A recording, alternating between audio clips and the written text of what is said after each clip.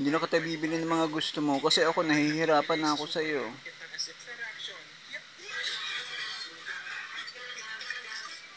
Isa lang ang libangan niya ni Mario.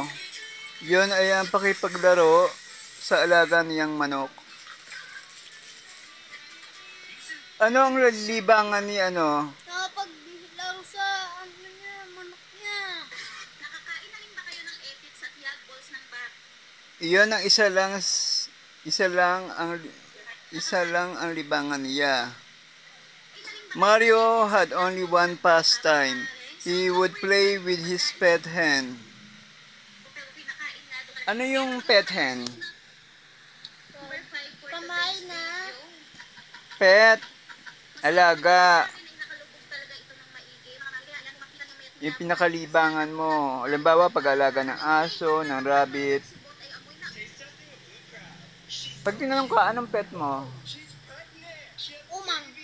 O yun, ganun. Yung alaga mo. Here, hen, have something to eat.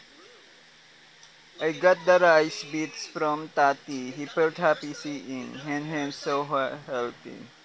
Sino ang masaya na nakikita si hen na kumakain ng rice? Si manok. Hen nga, si manok nga yun eh. Mario, Mario.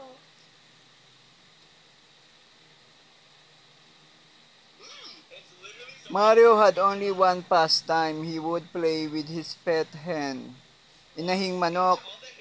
Pag sinabing hen, anong masasabi mo? Hen. Alaga. Inahing manok, babae, nanay na manok, inahin, hen. Pag sinabing rooster, ano yon? Lobster. Lalaking manok, rooster. Ah. Pag hen,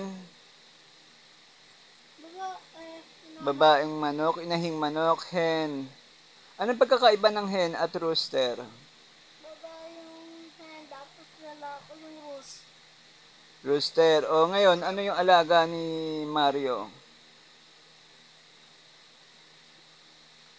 Ha? Ano alaga niya? Hen. Hen. O ano nangyayari sa hen? Hina.